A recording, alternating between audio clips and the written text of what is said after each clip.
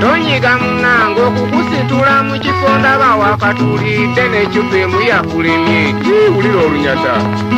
Mu 7-9 nga Binaisa yafuga yakubako olukuŋŋaano lw'abamawulire wabula ekyewuunyisa ensi kwe kujja ne baminisita be bonna n'alondako Yoweri Kaguta Museveni yali minisita w'ebyokwerinda n'amutuula ku lusegere ne General Tito Okello Lutwe yali aduumira amagye g'eggwanga ebiseera ebyo. Baminisita abalala badda mabbali abalala badda mabega. Ekimu ku biraga nti Yoweri Kaguta Museveni yali wa nkizo nnyo mu ebyo Binaisa omukulembeze bye yali annyonnyola mu kaseera ako. Abatalina ssente musegulira abaguzi kubanga mu bbaala temuyinjirwa atagula.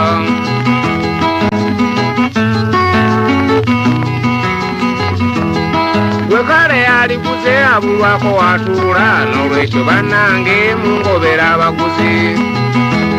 Akakiiko k'amagye ke kaali kalonze Binaisa ku mulimu guno kyokka waali tewannayita na mwaka ate ne bamwegobera. Tompita mwewulize tambula mu ddembe bw'oliba ofunye ssente olidda n'enguguza.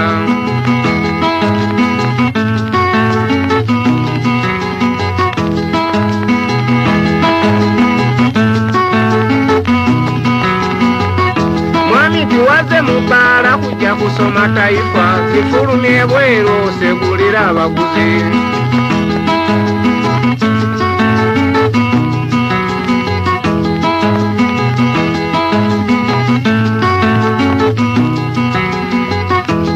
Abaami abayingiridde mutulaawo w'embalaze buli kika ky'oyagala abakozi bakwanguyiriza wamma ggwe.